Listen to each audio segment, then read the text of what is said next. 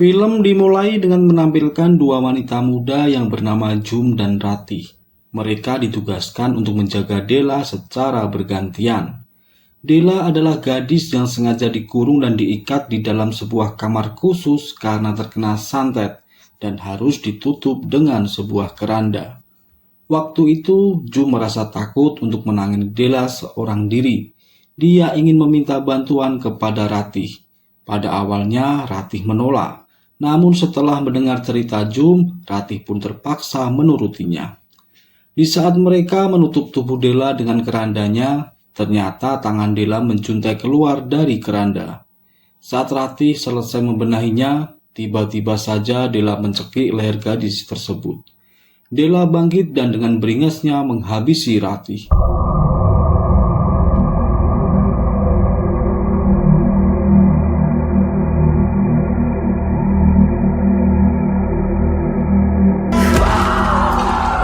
Setelah itu, Della mendekati Jum lalu mencekiknya.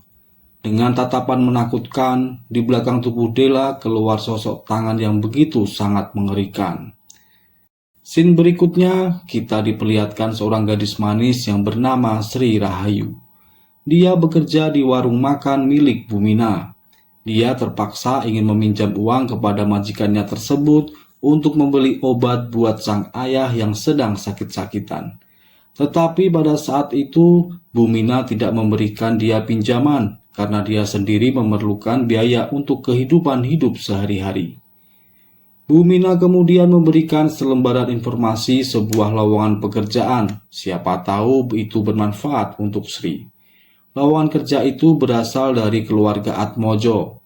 Dan yang membuat Sri heran kenapa setiap hari keluarga Atmojo ini selalu mencari pembantu. Beberapa saat kemudian ada seorang pria yang sedang makan di warung Bumina. Pria itu hanya makan nasi dan meninggalkan lauknya saja. Dan minumnya pun hanya segelas air putih. Hal itu membuat Sri heran, apalagi pria itu hanya membayar dengan uang Rp500 saja. Bumina pun memaklumi karena katanya pria itu memang sedang berpuasa mutih, yaitu puasa yang hanya boleh makan nasi dan air putih saja. Karena tergiur dengan bayaran yang mahal, Sri kemudian mendatangi rumah keluarga Atmojo untuk melamar pekerjaan itu. Dan ternyata sesampainya di sana, sudah membludak antrian para wanita yang membutuhkan pekerjaan itu. Saat sedang berada di dalam antrian, Sri mendengar salah satu calon pelamar yang ngedumel gara-gara mereka ditolak, padahal mereka punya ijazah SMA. Di situ Sri langsung pesimis karena dia tidak punya surat tanda lulus sekolah. Kemudian tiba-tiba turun hujan, sehingga Sri memutuskan untuk pulang saja.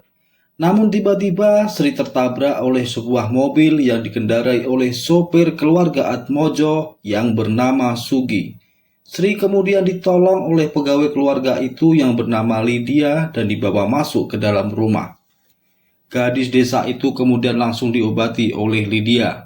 Tak lama kemudian, setelah itu Lydia dipanggil oleh seseorang dari dalam rumah.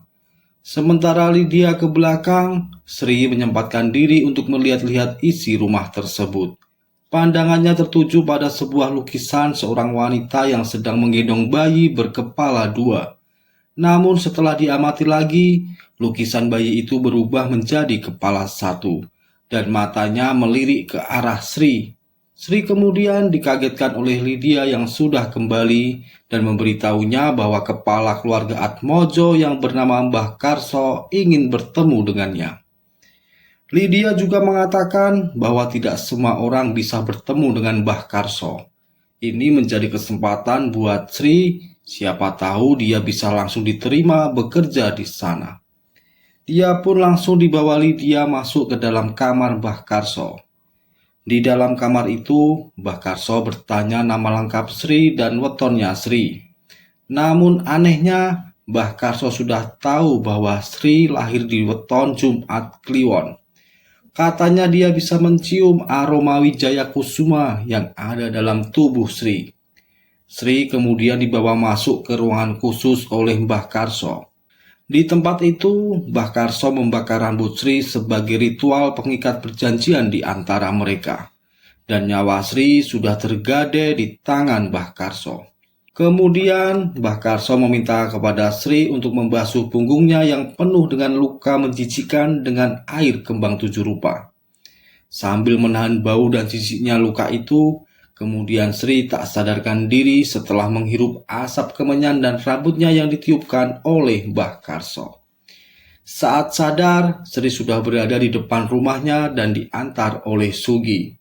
Sugi menyampaikan pesan Mbah Karso agar Sri tidak boleh memberitahu semua yang terjadi kepada siapapun.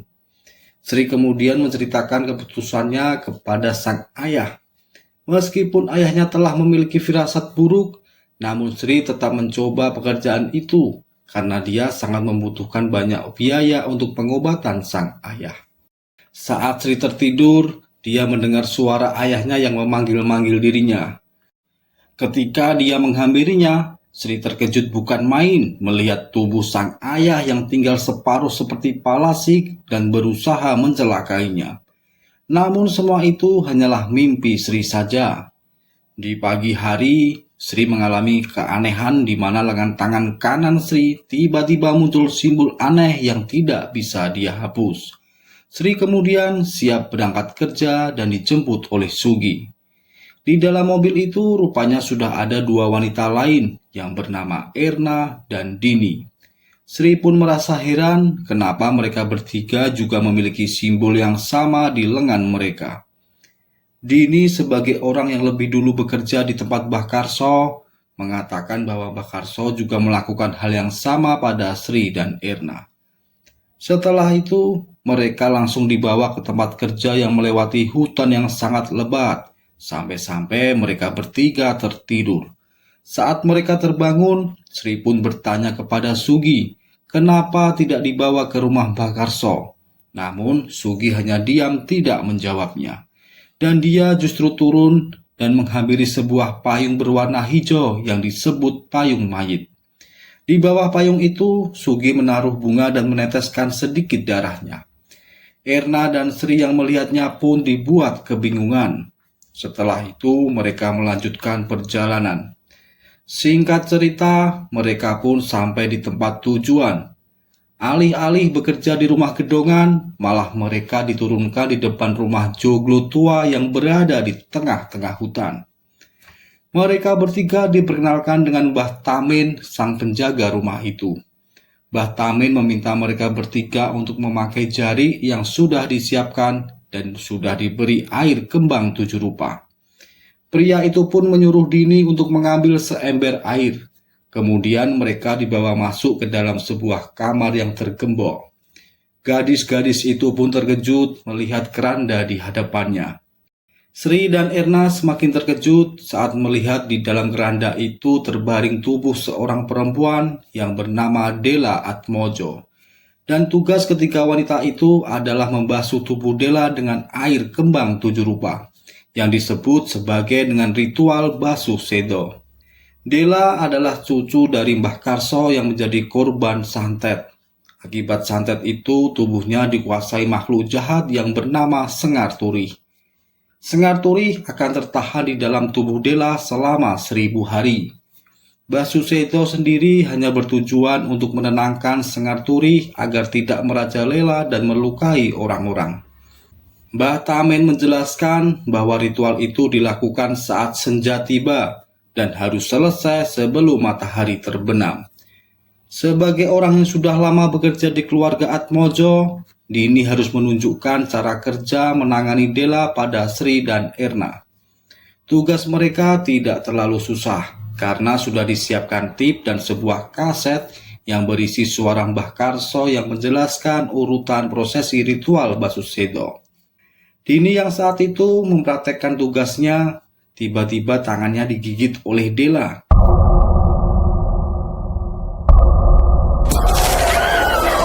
Untungnya tangan Dini berhasil terlepas dan Mbah Tamin segera mengambil alih tugas Dini.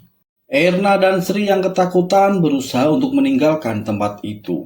Namun saat mereka sampai di dekat payung mayit, tiba-tiba mereka mendengar suara dengungan yang membuat Sri dan Erna pusing dan juga mengalami mimisan. Tak lama kemudian, Mereka pun jatuh pingsan. Kedua gadis itu pun dibawa kembali masuk ke dalam rumah joglo oleh Sugi. Di situ Mbah Tamin menceritakan bahwa mereka tidak akan bisa keluar dari sana karena sudah terikat perjanjian dengan Mbah Karso.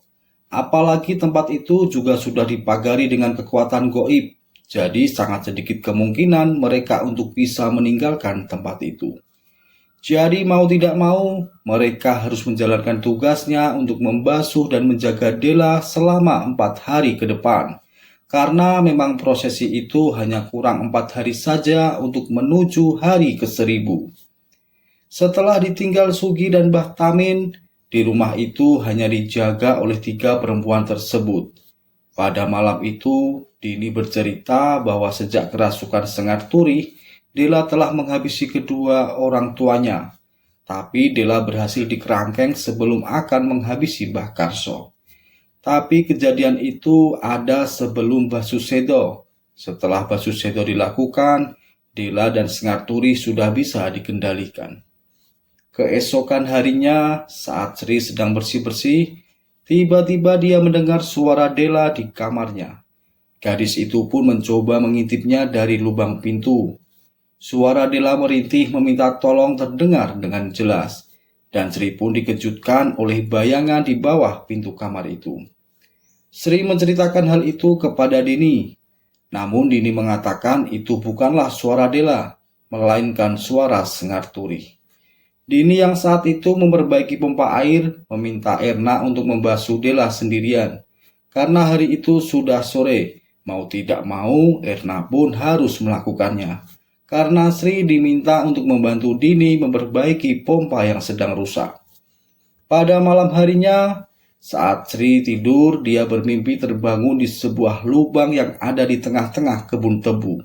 Sri mendengar jeritan wanita yang sedang meminta pertolongan. Saat dia mencarinya dan sampai di depan sebuah rumah tua, Sri merasa ada sesuatu yang mengikutinya. Ternyata ada seorang pria yang tidak begitu jelas ingin mencelakainya. Beruntungnya saat itu Sri langsung terbangun dari tidurnya dan hari sudah pagi. Anehnya dalam dunia nyata, Sri benar-benar membawa daun tebu dan kakinya kotor penuh dengan tanah. Di sela-sela sarapan pagi, Sri menceritakan mimpinya kepada kedua temannya. Namun Dini menganggap semua itu hanya bunga tidur saja. Pada sore hari, di hari ke-998, menjadi tugas Sri untuk membasuh Dela. Waktu itu Sri menemukan secuil bunga mawar di bawah keranda Dela. Tanpa menaruh curiga, Sri pun melanjutkan tugasnya. Keanehan muncul terjadi pada saat kaset suara Mbah Karso tiba-tiba sudah berada di dalam tip. Dan saat diputar, suara itu sudah berada di tengah-tengah prosesi ritual. Sri lalu berusaha membalikkan kaset itu ke posisi awal, namun kaset itu malah macet. Tiba-tiba panggilan suara Dela mengagetkan dirinya. Sri dengan ketakutan nekat membuka kain keranda itu dan mengobrol dengan Dela layaknya seorang teman. Sri bercerita tentang adiknya yang sudah meninggal. Dengan suara lirihnya, Dela meminta Sri untuk mendekat agar dia bisa melihat wajah orang yang telah merawatnya.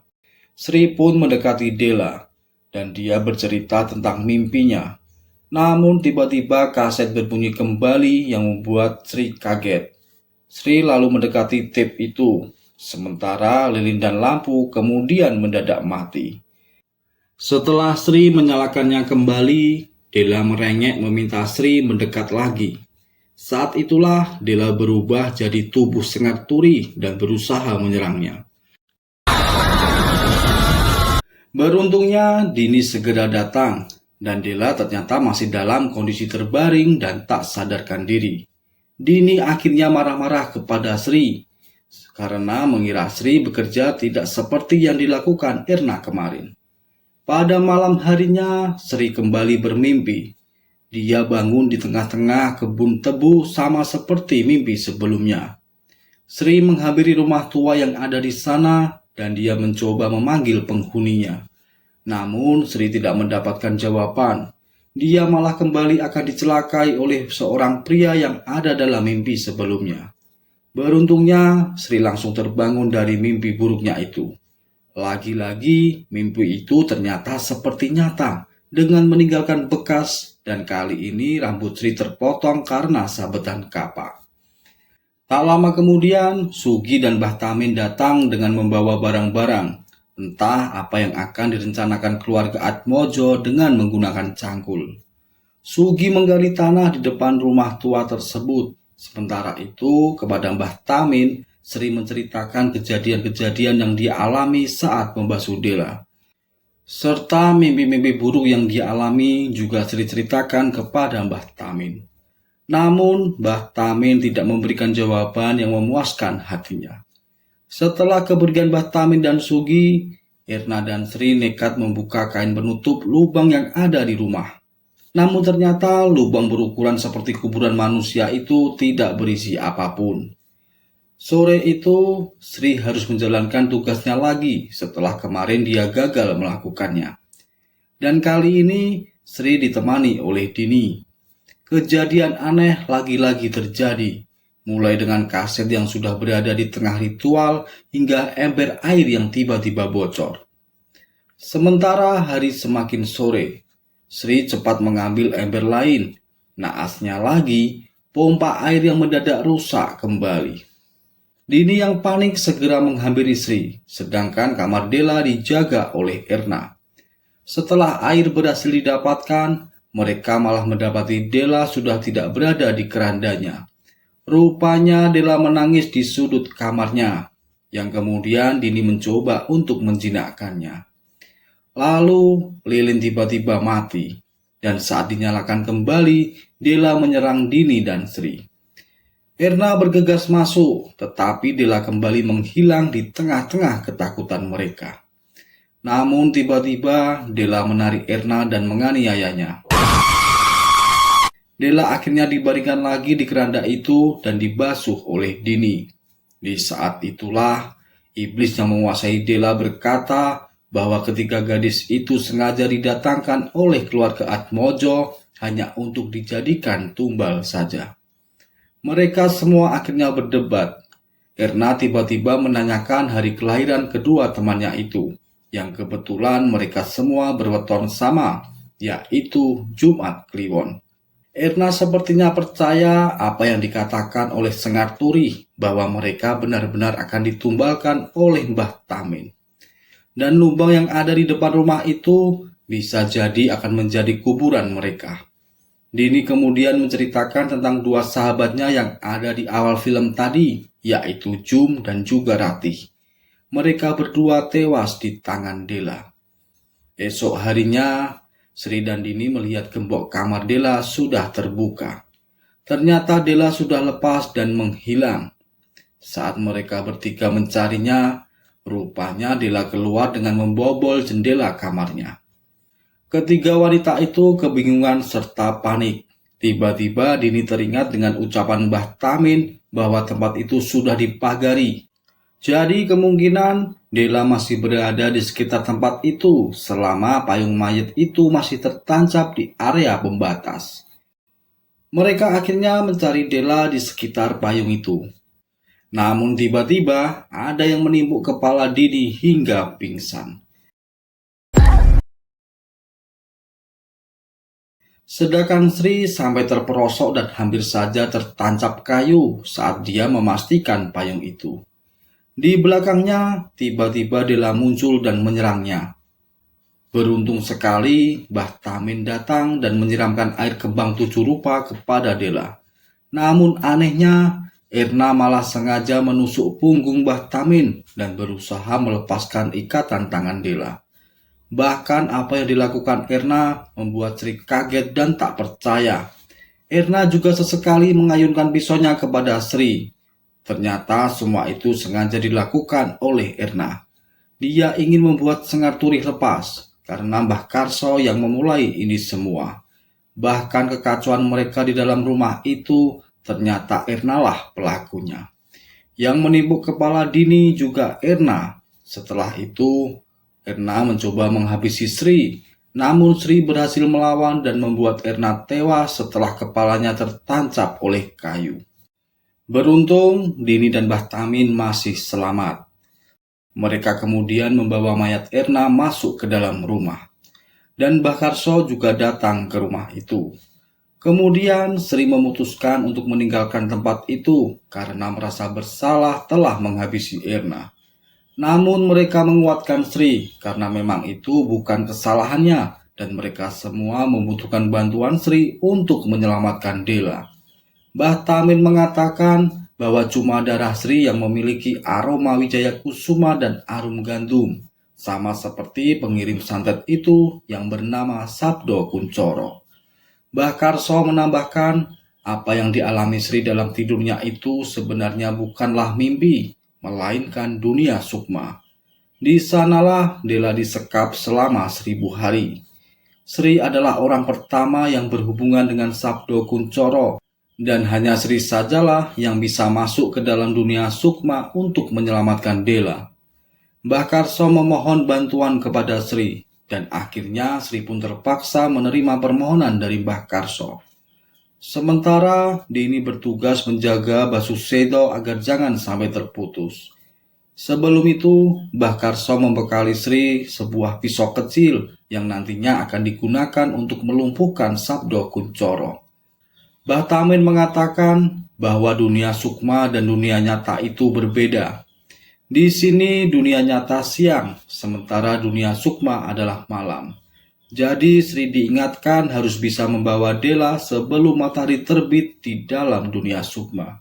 Kalau tidak, maka Dela tidak bisa diselamatkan lagi. Kemudian ritual pun dimulai. Dini membasuh tubuh Dela, sementara tubuh Sri disiram dengan darah kerbau ireng oleh Sugi. Dalam sekejap, Sri sudah berada di dalam dunia sukma dengan membawa senjata kecilnya. Sri mulai mendobrak rumah yang menyekap Dela, dan di saat yang sama, tiba-tiba Dini kehabisan air kembang 7 rupa, sehingga Sengar Turih bangkit dan menyerangnya. Sengar Turih kemudian keluar dan lalu menghajar Mbah Tamin. Sugi pun tidak tinggal diam. Dia segera menyelamatkan Mbah Tamin. Sementara itu, di dalam dunia sukma, Sri berhasil menemukan tempat Dela disekap. Namun kuncinya dibawa oleh Sabdo Kuncoro. Sabdo Kuncoro tiba-tiba muncul dan menghajar Sri. Pria itu rupanya adalah orang yang ditemui Sri di warung makan Bumina pada awal cerita tadi. Sri berhasil menusuk perut Sabdo Kuncoro dan segera mengambil kunci pintu di kalung pria itu. Dan Sri berhasil melepaskan ikatan Dela. Sementara itu, Sengar Turih hampir saja menyerang Mbah Karso. Entah apa yang dikatakan oleh Mbah Karso, namun tiba-tiba Sengar Turih melepaskan wanita tua itu. Sri dan Sabdo Kuncoro terlibat pertarungan lagi hingga akhirnya Sri tertusuk. Dela kemudian melepaskan lampu minyak ke arah Sabdo Kuncoro, sementara dia dan Sri segera menyelamatkan diri dari pria itu. Sengar Turih lalu keluar dari tubuh Dela dan mengejar Sri dan Dela di dunia sukma. Waktu itu matahari hampir mulai terbit. Sengar Turih mencekik leher Sri. Namun beruntungnya Sri berhasil menusuk kepala iblis itu. Sri dan Dela langsung masuk ke dalam lubang tanah dan akhirnya mereka kembali ke tubuh mereka masing-masing. Dela telah berhasil diselamatkan. Seketika itu dia langsung memeluk Mbah Karso dengan bahagia. Sementara itu di dunia sukma, Sabdo Kuncoro harus kecewa karena tawarannya sudah terlepas. Rupanya Sabdo Kuncoro ini adalah kekasih dari Erna. Mereka adalah orang yang mengirimkan santet Sewu Dino kepada Dela. Dan kini Sabdo Kuncoro harus jadi mangsa iblis santetnya sendiri. Sesuai janji yang telah disampaikan oleh Mbah Karso, dia pun memberikan uang 10 juta rupiah kepada Sri. Sri kemudian bertanya, apakah benar yang memulai semua ini adalah Mbah Karso sendiri? Namun Mbah Karso mengatakan bahwa Sri tidak boleh tahu melebihi apa yang sudah Sri ketahui sekarang. Sri akhirnya menolak uang itu dan dia pun meninggalkan rumah Mbah Karso. Di dalam perjalanan, Sugi membenarkan keputusan Sri yang menolak uang dari Mbah Karso tersebut. Karena kalau sampai diterima, nasib Sri sama saja seperti nasib Sugi. Entah apa itu, namun Mbah Karso akan memaksa terus sampai Sri mau menerimanya. Sugi juga mengatakan bahwa dulunya Sabdo Kuncoro adalah majikannya. Terakhir kali, Sugi tahu Sabdo Kuncoro kabur yang membuatnya selamat dari peristiwa berdarah. Seluruh keluarga Sabdo Kuncoro tewas karena santet yang dikirim oleh keluarga Atmojo, yaitu santet Janur Ireng. Sementara itu, simbol yang ada di tangan Sri pun tiba-tiba menghilang, dan film pun berakhir. Semoga kalian semua terhibur dengan cerita film ini. Sampai jumpa lagi di cerita-cerita film berikutnya.